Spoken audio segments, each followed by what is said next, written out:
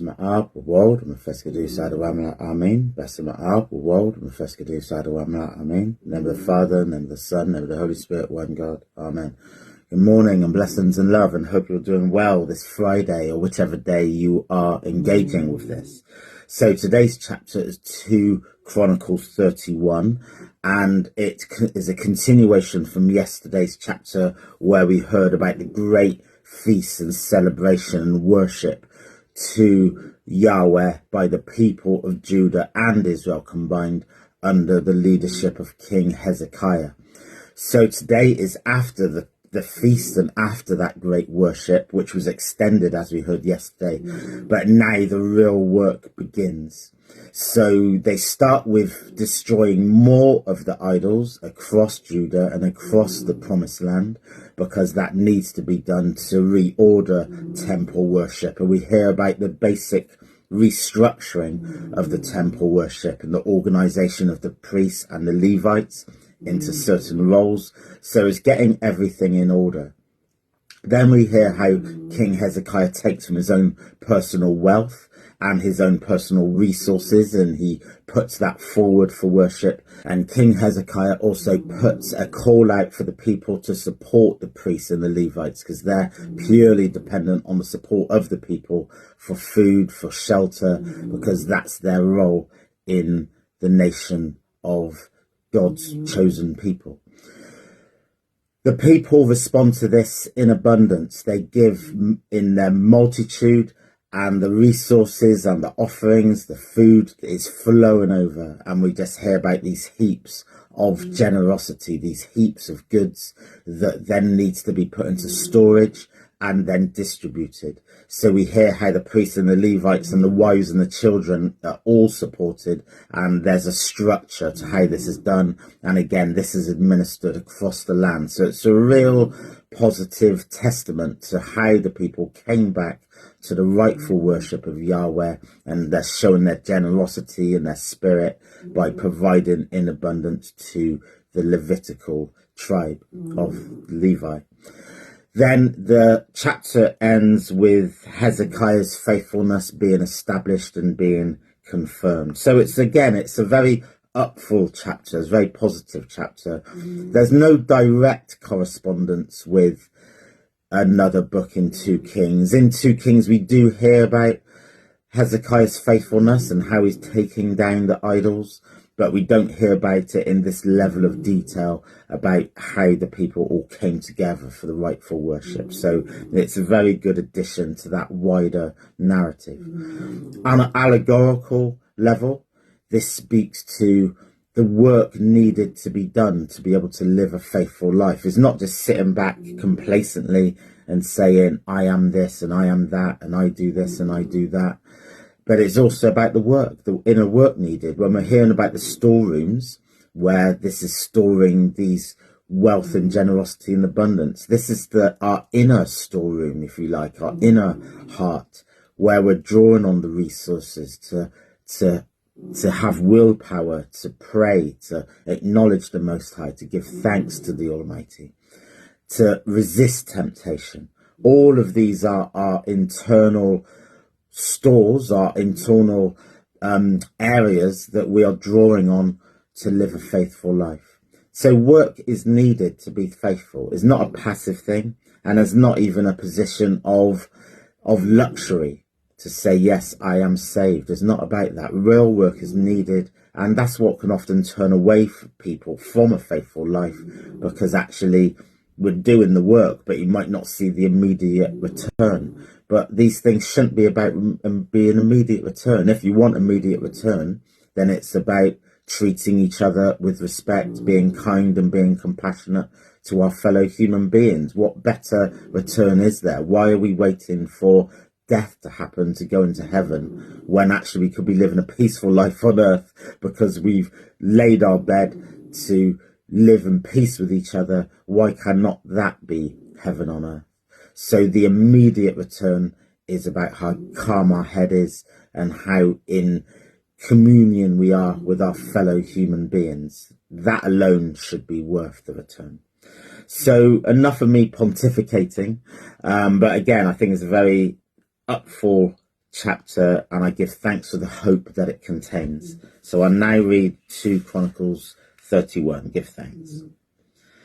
Now when all this was finished, all Israel who were present went out to the cities of Judah and broke the pillars in pieces, cut down Asherah poles, and broke down the high places and the altars in all Judah and Benjamin, also in Ephraim and Manasseh, until they had destroyed them all. Then all the children of Israel returned, every man to his possession, into their own cities. Hezekiah appointed the divisions of the priests and the Levites after their divisions, every man according to his service, both the priests and the Levites, for burnt offerings and for peace offerings, to minister, to give thanks, and to praise in the gates of Yahweh's camp. He also appointed the king's portion of his possessions for the burnt offerings, for the morning and evening burnt offerings, and the burnt offerings for the Sabbaths, for the new moon, and for the set feasts, as it is written in Yahweh's law.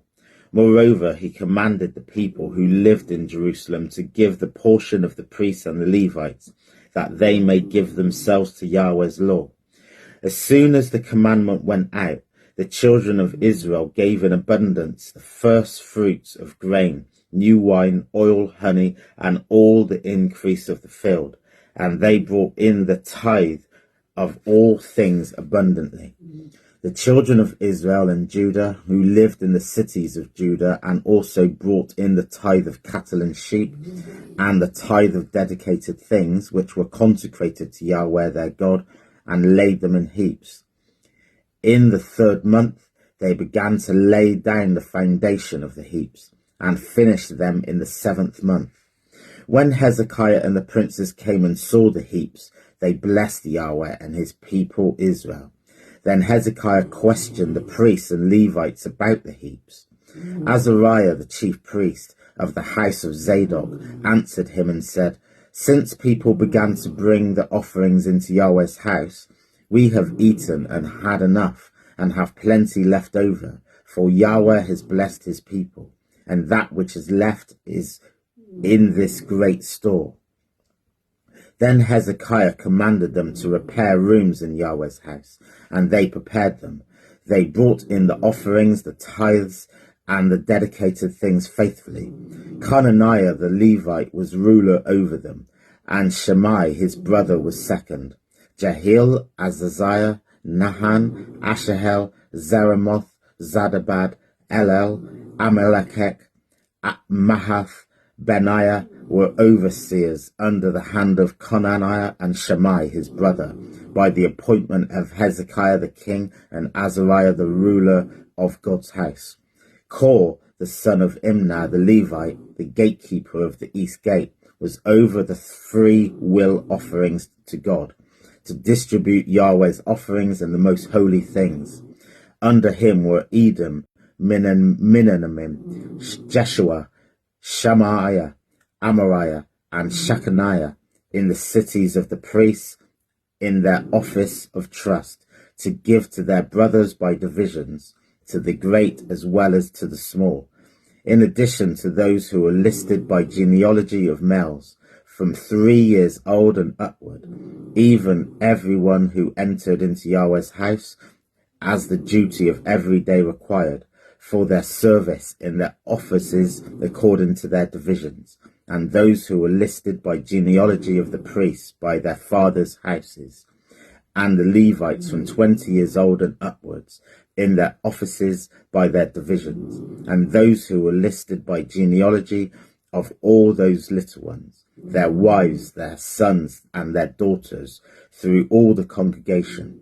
For in their office of trust they sanctified themselves in holiness. Also for the sons of Aaron the priests, who were in the fields of the pastures, lands of their cities, in every city. There were men who were mentioned by name to give portions to all the males among the priests, and to all who were listed by genealogy among the Levites. Hezekiah did so throughout all Judah, and he did that which was good, right, and faithful before Yahweh his God. In every work that he began in the service of God's house, in the law and in the commandments to seek his God, he did it with all his heart and prospered. For these few words I give thanks, and I give much thanks for the example of Hezekiah on us all about living a faithful life and living, as His Majesty says, collective security for surety, and organising the people as we need to organise ourselves in our own lives. I hope Bonnie snoring, my dog, isn't distracting from this, but every time you hear a snore, just think you are hearing life go through her nostrils, and we have to always give thanks for life. So have a blessed day, one and all, and God willing, I'll be back with more tomorrow. Glory to God.